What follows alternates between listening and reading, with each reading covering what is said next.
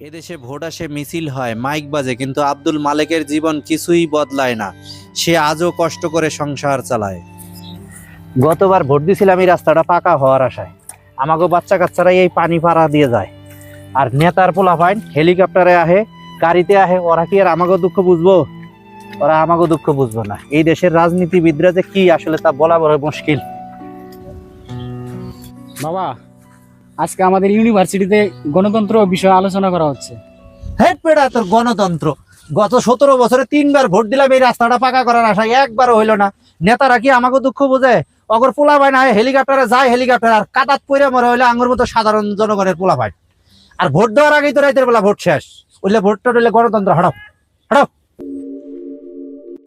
আমাদের নেতার উন্নয়ন এভাবে চলতেই থাকবে। যারা এই উন্নয়নে বাধা দিবে তারা রাজাকার। ঠিক। উন্নয়নের নামে চাঁদাবাজি বন্ধ করেন। 16 বছর ক্ষমতায় আছিলেন, এই নাস্তা ভাগ করতে পারেন নাই, আবার চাঁদা করেন। কে এটা? এটা কি রাজাকার বাচ্চা নাকি? হ্যাঁ, এতটুকু বাচ্চা এত বড় কথা বলে?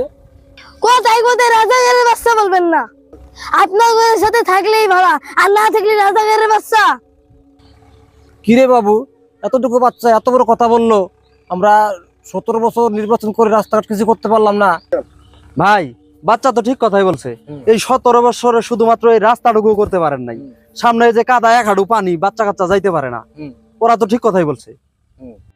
আজ যারা নিঃস্ব, যারা নির্যাতিত, তারা এক হয়েছে। এবার হয়তো রাজনীতির ভবিষ্যৎ সাধারণ মানুষের হাতেই উঠতে চলছে। হয়তো এবার সত্যিকারের গণতন্ত্রের সূচনা হবে। তাই সবাই স্লোগান ধরি, এই দেশ আমাদের, রাজনীতি নয় লুটপাটের লাইসেন্স।